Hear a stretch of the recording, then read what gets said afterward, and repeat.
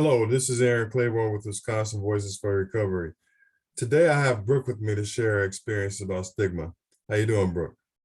Good. How are you this morning? I'm doing well. I'm doing Thanks for well. having me. It's my pleasure. So let me ask you, what are some things you've been denied due to stigma?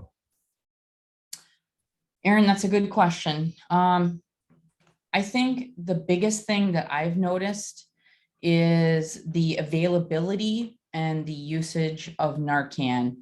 I think stigma perpetuates the myth that if we have Narcan, if we use Narcan, that means that, are we bad people? Do we use substances? Um, we're losing somebody every 11 minutes to fentanyl poisoning. So actually, that's fentanyl poisoning is the number one leading cause of death between 18 and 45 right now. It just went number one. 107,000 people died alone in 2021 from fentanyl poisoning. So the stigma is obviously real because getting Narcan should be easy, available, and it should be on all public grounds. Where you see the EpiPen box, where you see the AED, there should be a red Narcan box right next to those two boxes because the likelihood of fentanyl poisoning is going to be about 66 more times than if you need the AED or an EpiPen.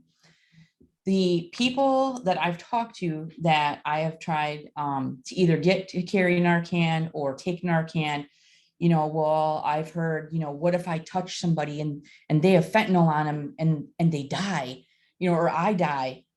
You are not going to die if you touch somebody that is having a fentanyl overdose, but the Narcan that you have on your possession will save their life. Okay. I've seen the videos where the police, open the duffel bags full of fentanyl and they pass out. Well, I'm assuming that on a good day with a strong gust of wind, if you had pure fentanyl, which usually isn't the case, it's usually compounded into a powder and then it's mixed into a heavier solid. If you had a backpack, full of pure fentanyl, the likelihood of you passing out if there's a good wind coming and right towards your way, that could happen. But also, you should probably wear a mask if you're a law enforcement person handling, pure fentanyl or what you suspect to be is pure fentanyl. You should not be handling anything without gloves and a mask. So don't ever think that the stigma of what is going to happen to you is going to outweigh that you're going to save a life. Because in the end, that's what matters. This is somebody's sister, daughter, brother, mother, father. And Narcan is the only tool that will reverse a fentanyl overdose. And it's so simple to use. It's so easy to carry. And the stigma of everybody being afraid to use it and worrying about, oh, what if this person wakes up and they punch me in the face? What if they get angry? I've heard of that. Oh my goodness. Well, you know what? If I save somebody's life and they get up and punch me in the face, well, you know what, dude, I'm going to recover from that. I'm going to be okay. But you know what? The best part is that person is going to recover. That person is going to live again. Whereas my son, who 3 years ago died from fentanyl poisoning, didn't have that chance. There was no Narcan. There was nobody to administer Narcan, and he died.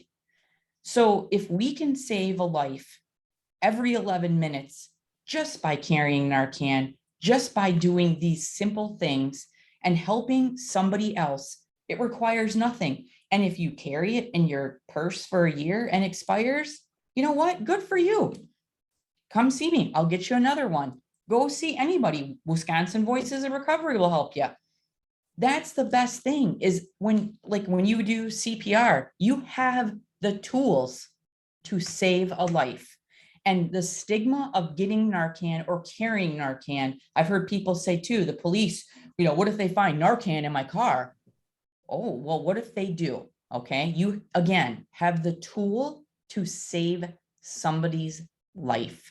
That is what is important, to use the tool, to know how to use it, and to be able to help somebody and not watch them die on the ground and videotape it and, do nothing. Because I don't know what kind of person does that. And fentanyl overdoses are so prevalent that every time we turn around, we are losing another family member, whether it's a fake pill, whether it's something you're ingesting and one line, one pill, one smoke, you can be dead. That's how strong fentanyl is. And you won't know how strong it is or if it's fentanyl until your parents read your autopsy report. Please don't make anybody's parents read their child's autopsy report.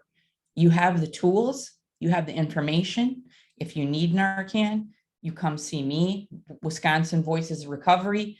Anybody in the state of Wisconsin that's in harm reduction will help you.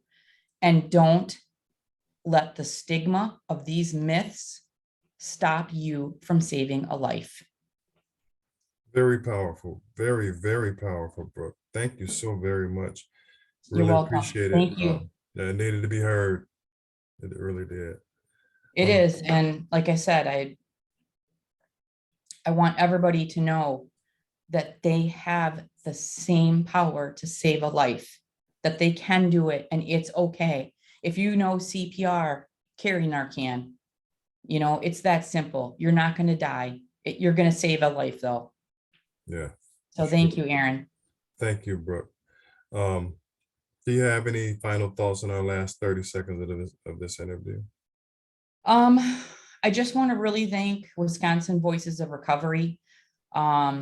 Together, all the harm reduction companies in this state, we work hard every single day to spread this education, to spread this awareness, to make people aware, because everybody thinks, not my child, not my kid, not my family member. Well, that's what I thought too, until it is your family member. And it's like playing Russian roulette. These kids do not understand that one-time usage will kill them. Yeah. Thank you so very much. Thank you, Aaron. Really appreciate it, Brooke. Thank you for being here today. Thank you. Everybody, please check back every day during the month of July to catch others sharing their experience about stigma. Thanks for being here and have a great rest of your day. Brooke, thank you again.